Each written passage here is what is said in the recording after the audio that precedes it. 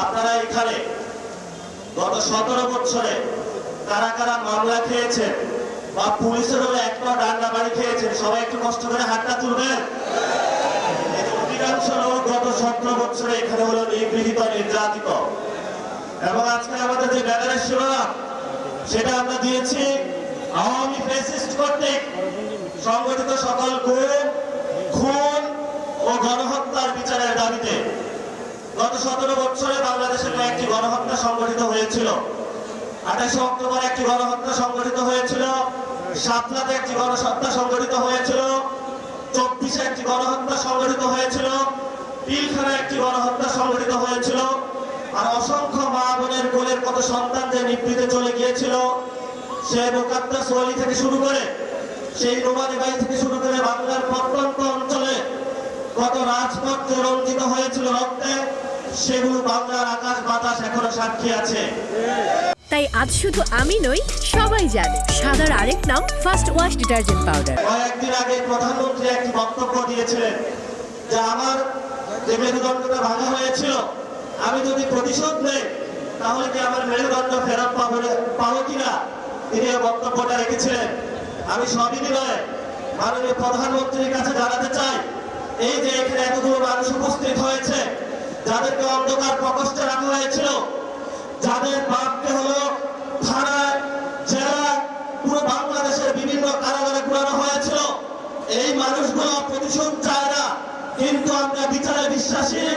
আমরা বাংলাদেশে বিচার চাই।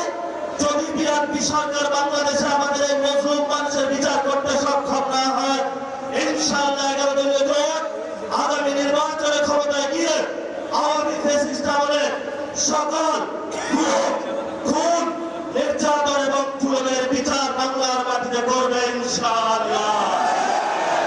বিচারের দাবিতে আমরা মাঠে ছিলাম, আছি, ভবিষ্যতে থাকবো। বিচার নিয়ে আমরা কোন এক সেকেন্ডে কোনো কম্প্রোমাইজ করবো না।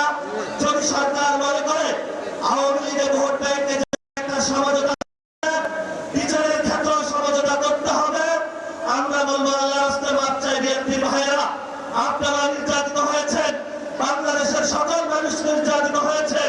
নির্যাতিত যারা মুসলিম আছে, মুসলিমদের পক্ষে আল্লাহ আছে, এই মুসলিমদের পক্ষে আমরা থাকবো ইনশাআল্লাহ।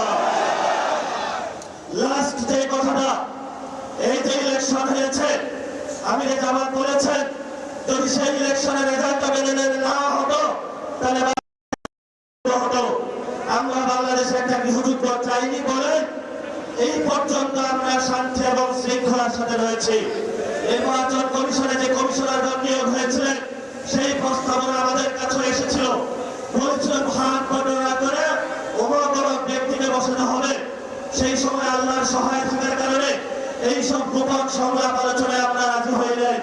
বিএনপির অনেক কমিশনার বসানো হয়েছে, বিভিন্ন বিভ্রান্ত আর্মি পার্সনকে সেখানে বসানো হয়েছে, তার নির্বাচন হলো ইঞ্জিনিয়ারিং করেছে।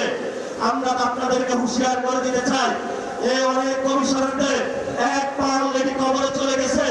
এই অবস্থায় আপনারা যদি বাংলাদেশের মানুষের সাথে গাদ্দারি করেন, প্রতারণা করেন, লোকাল গভর্নমেন্টে যদি আবার বাংলাদেশে করে ইঞ্জিনিয়ারিং এর ব্যবস্থা করা হয়, বাংলার রাজপথ প্রত্যন্ত হয়ে উঠবে, আগুনে তপ্ত হয়ে উঠবে ইনশাআল্লাহ। আপনারা লোকাল গভর্নমেন্টে সবাই প্রস্তুত থাকবেন ইনশাআল্লাহ।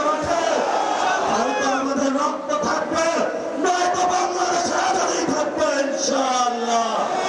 আমরা ইনশাআল্লাহ 11 দলীয় জোটের যারা নেতৃবৃন্দ এখানে আছেন, তাদের নেতৃত্বে বাংলাদেশের মানুষের পক্ষ হয়ে একটি সুস্থ গণতান্ত্রিক প্রক্রিয়ার মধ্য দিয়ে এগিয়ে যাব। এটাই বাংলাদেশ, এটাই আবু সাঈদের বাংলাদেশ, এটাই হলো শহীদ মুক্তির বাংলাদেশ, এটাই হলো শহীদ ওয়াসিমের বাংলাদেশ। সবাইকে আসসালাম। রাজপথে থাকবেন, রাজপথ ছাড়বেন না। রাজপথে মুক্তির সমাধান, রাজপথে আজাদীর সমাধান, রাজপথে বাংলাদেশের সমাধান, রাজপথে হলো সার্বভৌমত্বের সমাধান, রাজপথ হলো ইসলামকে সার্বভৌমত্ব রক্ষার সমাধান। এই সমাধান আমাদেরকে ইমানি দায়িত্ব, দেশপ্রেমের দায়িত্ব, এই দায়িত্ব আমাদেরকে আদায় করে ইনশাআল্লাহ আমরা গড়ে ফিরবো। আসসালামু আলাইকুম।